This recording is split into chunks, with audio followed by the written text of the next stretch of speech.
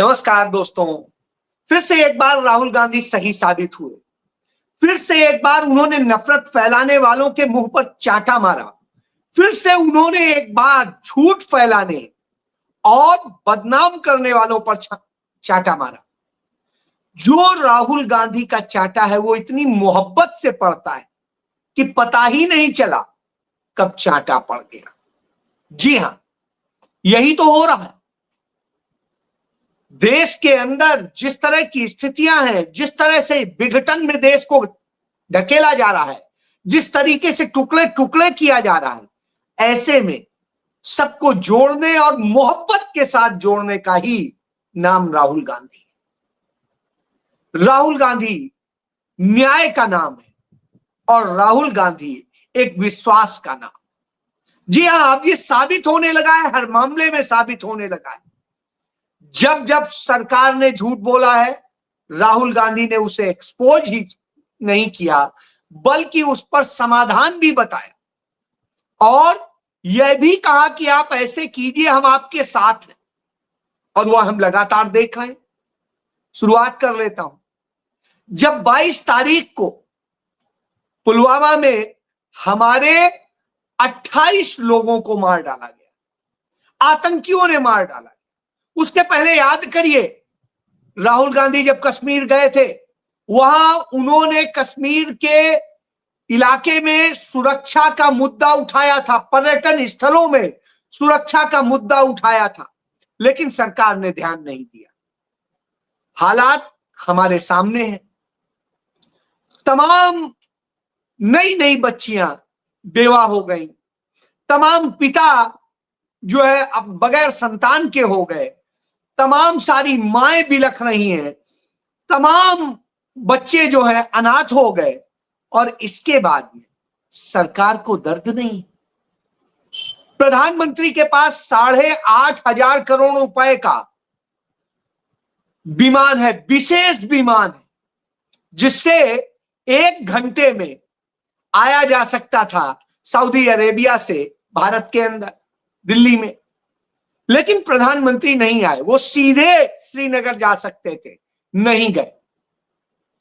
वो पूरा एंजॉय करते रहे और घटना के 14 घंटे बाद वो आते हैं, एक प्रकार से अपना पूरा शेड्यूल तय करके आते हैं। उन्हें आना भी उसी दिन था, कोई उन्होंने कट नहीं कर दिया। लेकिन साहब ये, लेकिन राहुल गांधी ने जरूर अपनी यात्रा कट कर दी और वो यात्रा कट करके यात्री विमान से आए, टिकट लेके जिसमें आना होता है, कोई विशेष विमान नहीं। और आते ही उस शख्स का जज्बा देखिए। वो आता है,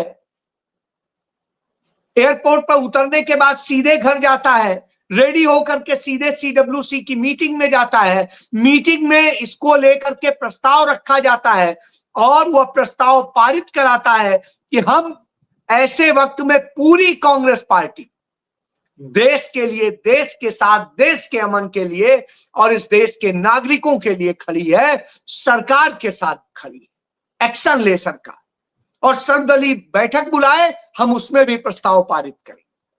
सरकार को इसकी चिट्ठी दे दी जाती है। उसके बाद राहुल गांधी तुरंत जम्मू कश्मीर पहुंच जाते हैं, वहां पर उन पीड़ितों से मिलते हैं, वहां पर वहां के टूर ऑपरेटर्स से मिलते हैं, वहां की सरकार से मिलते हैं और सबसे मिलने के बाद में सारी बातों को लेकर के वो वापस आ जाते हैं। अगले दिन सर्वदलीय बैठक होती है। उस बैठक में वह फिर वो सारी बातें रखते हैं, वह प्रस्ताव रखते हैं जिसकी बात हो रही थी, और वो कहते हैं कि पूरा भारत एक साथ खड़ा है, और वो उसको भी करते हैं। उसके बाद वो अगले दिन लग जाते हैं, चले जाते हैं आंध्र प्रदेश, तेलंगाना, और तेलंगाना जाकर के वहां पर भी यही संदेश देते हैं कि पूरा देश एकजुट होकर के खड़ा हो और इस तरह की घटना दोबारा ना हो, इसका कड़ा संदेश दिया जाना चाहिए। कोई भी एक्शन सरकार ले, हम साथ खड़े। उसके बाद भी सरकार उन पर हमला करती है वह पाकिस्तान पर नहीं करती है। भारतीय जनता पार्टी, उनकी ट्रोल आर्मी, उनके हिंदुत्ववादी संगठन राहुल गांधी पर हमला करते हैं, जबकि राहुल गांधी का दूसरा शेड्यूल भी तय था कि वो अपने संसदीय क्षेत्र रायबरेली जाएंगे, अमेठी जाएंगे और उसके बाद में कानपुर जाएंगे। प्रधानमंत्री का भी तय था। प्रधानमंत्री चुनाव प्रचार के लिए बिहार तो जाते हैं, लेकिन उस शुभम द्विवेदी के घर नहीं जाते, जिसकी नई नवेली दुल्हन बेवा होके बैठी थी, जिसका पिता अपने इकलौते बच्चे को खो करके बैठा था, जिसका परिवार खुद को अनाथ महसूस कर रहा था, वहां नहीं जाते। और ट्रोल आर्मी नरेंद्र मोदी की आईटी सेल राहुल गांधी को बदनाम करती है कि देखो मुसलमानों के यहां चले गए, कश्मीर चले गए, यहां नहीं आए, इन लोगों के पास नहीं आए। क्या कश्मीर हमारा नहीं है? या तो आप ये कह दीजिए। और यदि कश्मीर हमारा है तो कश्मीरी नागरिक भी हमारे हैं, और जो पीड़ित है वो भी हमारे नागरिक हैं। तो सबके पास जाने का एक बार में, एक समय में तो नहीं जाया जा सकता।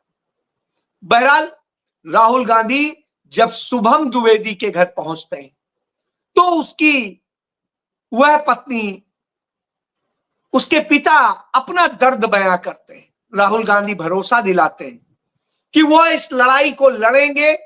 संसद का विशेष सत्र बुलाने के लिए उन्होंने चिट्ठी लिखी है, और जैसे भी होगा इस मसले पर भी चिट्ठी लिखेंगे। और विश्वास दिलाया, अपनी बहन से बात कराई उस बच्ची की, जिससे कि एक लड़की ही लड़की की भावना को ज्यादा बेहतर समझ सकती है। सोचिए आप, कौन ऐसा करता है? राहुल गांधी करते हैं। राहुल गांधी उस दर्द के बाद में यह नहीं कि शांत बैठ गए।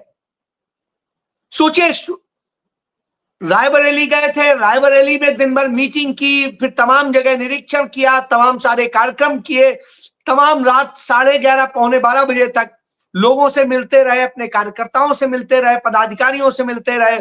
फिर सुबह उठ करके वो 14 किलोमीटर दौड़ते हैं, एक स्पीड में दौड़ते हैं, वो अपना उन्होंने किया। उसके बाद में फिर सुबह से जुट गए, फिर अमेठी चले गए, जहां उन्होंने 2007 में उस ऑर्डिनेंस फैक्ट्री की आधारशिला रखी थी, जहां पर आज कार्बाइन और तमाम सारी AK-47 बनने का काम हो रहा है, जहां पर तमाम लोगों को रोजगार मिला हुआ है।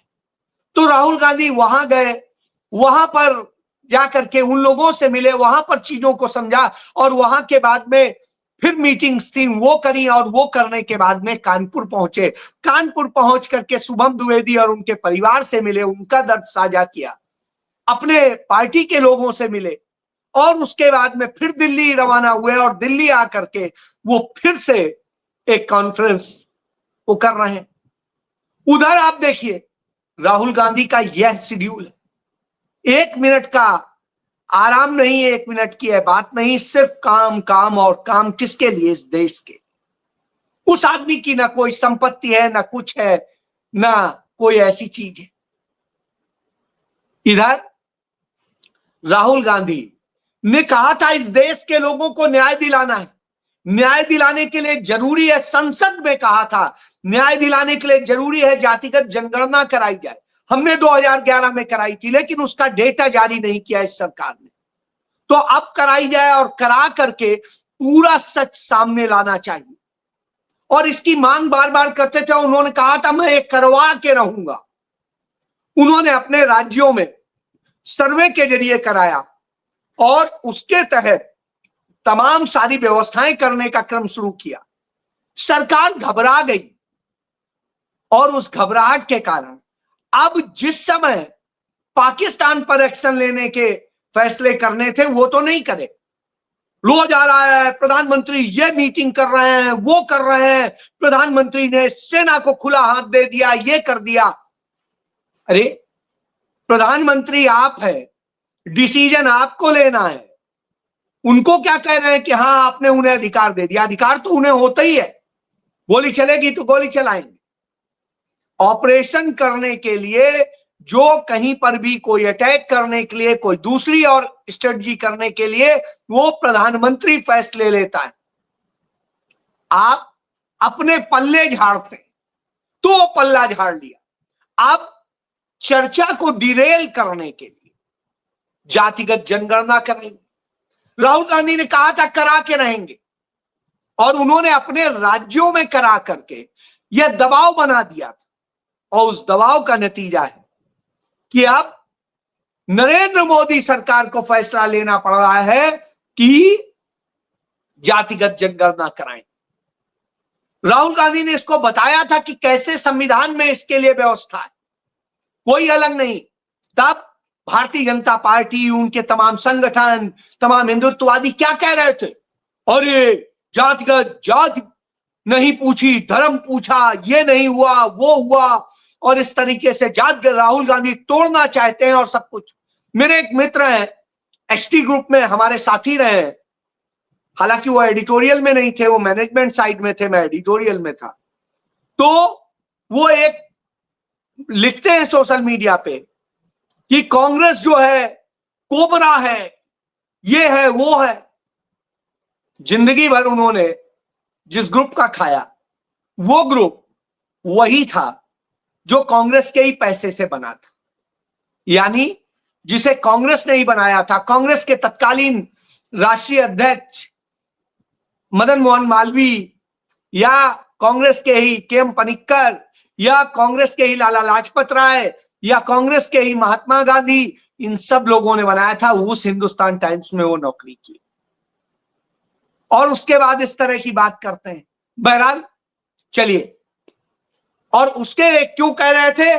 क्योंकि कांग्रेस जो है इन पर सवाल कर रही है, कांग्रेस उन चूक पर सवाल कर रही है जो सुरक्षा चूक हुई। कांग्रेस जातिगत जनगणना करके समाज को तोड़ने की बात करती है। जो ये कह रहे थे, अब मुझे नहीं समझ में आता वो जवाब क्या देंगे, क्योंकि अब तो उनके अब्बा हुजूर ने कह दिया कि जातिगत जनगणना होगी। अब तो वो राहुल गांधी की ही बात मान लिए, और यही बात लगातार होते आ रही। जब जब राहुल गांधी ने जो कहा है सच साबित हुआ है। नोटबंदी को लेके कहा था कि इससे ये बर्बादी आएगी, हुआ। राहुल गांधी ने जीएसटी, बेमेल जीएसटी का विरोध किया था, कहा था यह गब्बर सिंह टैक्स है और यह बर्बाद कर देगा देश की अर्थव्यवस्था को। और वो सामने है, तमाम व्यापारियों से, छोटों से पूछे जाके, वो रोते मिलते हैं। उसके बाद में तमाम ऐसे फैसले थे नरेंद्र मोदी के जिनको लेके उन्होंने सवाल उठाए, और वो सच साबित हुए, चाहे कोरोना काल के दौरान हो, चाहे दूसरे और फैसले हो। और इन सब ने देश को तोड़ने का काम किया, कमजोर करने का काम। यही वजह है कि भारत के पास इतनी बड़ी शक्तियां होने के बाद, जो आयुध शक्तियां मौजूद है, बावजूद इसके भारत कोई हिम्मत नहीं कर पा रहा है, फैसला नहीं कर पा रहा। भारत की कूटनीति, राहुल गांधी ने कहा था भारत से नहीं बाहर के देश तय कर रहे हैं, और आज वह भी देखने को मिल रहा है। तो अंततः घूम के वहीं आएंगे जो राहुल गांधी कहते हैं।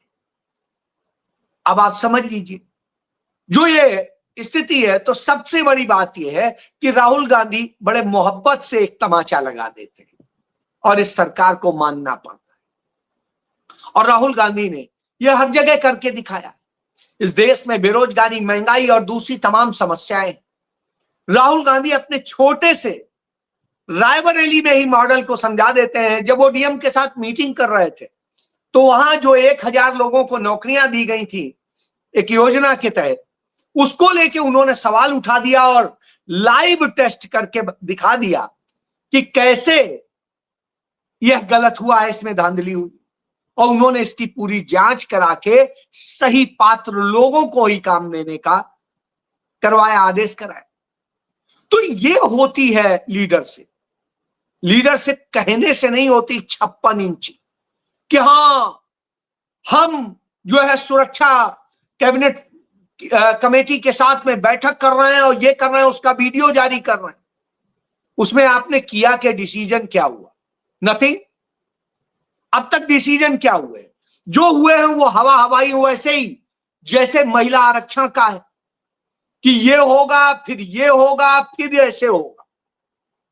उसी तरीके से इसमें है कि हम पानी बंद करेंगे, ये करेंगे, वो करेंगे, कब होगा, उसके लिए बांध कब बनेगा, कैसे पानी, कोई टोटी थोड़ी ना है कि वो बंद कर दी। नदी का पानी है, रोका जाएगा, कहां जाएगा, आपके यहां कितनी तबाही कर देगा, या कहां आप ले जाएंगे, उसके डाइवर्जन के लिए क्या क्या प्लानिंग करेंगे। साहब, हवा में बातें होती, व्यापार रोकेंगे, काहे में रोकेंगे, अटारी बॉर्डर से रोकेंगे, यहां से रोकेंगे, लेकिन जो समुद्री मार्ग से हो रहा है, जहां से अडानी अंबानी कर रहे हैं, वो नहीं रोके। तो पूरा धंधा ही अडानी अंबानी का, सरकार ही अडानी अंबानी की। यही तो राहुल गांधी कहते हैं, और वो सामने साबित होता है। जब साबित हो जाता है तो घबरा जाते हैं। अब जब सच कोई बोलता है, आवाज बनता है, तो उसकी जवान को काटने का काम होता है। 4 PM ने सच्चे सवाल पूछे, वह सवाल पूछे जो देश के हित में थे, वह सवाल पूछे जो जनहित में थे, वह सवाल पूछे जो हर जिम्मेदार व्यक्ति को पूछने चाहिए। क्योंकि सरकार हमारी है, हम चाइना से, पाकिस्तान से नहीं पूछेंगे, हम भारत के प्रधानमंत्री से पूछेंगे, क्योंकि वो हमारा प्रधानमंत्री, और वह प्रधानमंत्री से हम सवाल पूछेंगे तो साहब हम आतंकी हो जाएंगे, हम भारत के खिलाफ हो जाएंगे।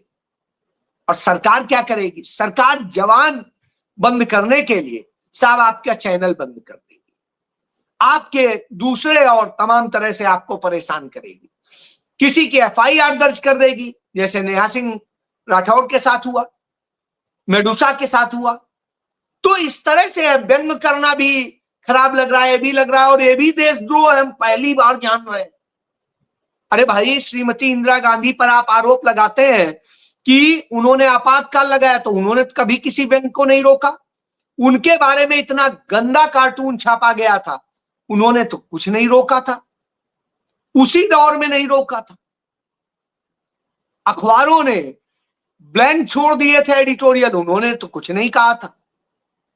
और इसी तरीके से तमाम घटनाएं आपके सामने। नेहरू ने कभी नहीं रोका, राजीव जी ने नहीं रोका, तो फिर आप क्या कर रहे हैं? असल में आप डरते हैं, और जब इतना डरपोक प्रधानमंत्री हो तो फिर उसकी हालत यही होती है।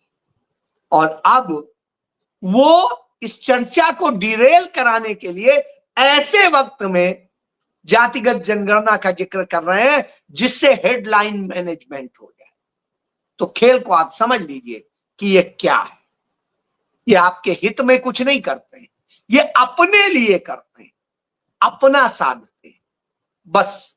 और इनके भक्त ताली थाली और सब बजाते रह जाते हैं, इनको जस्टिफाई करते करते वही जो है बुद्धू बन जाते हैं। चलिए मजा लीजिए। जय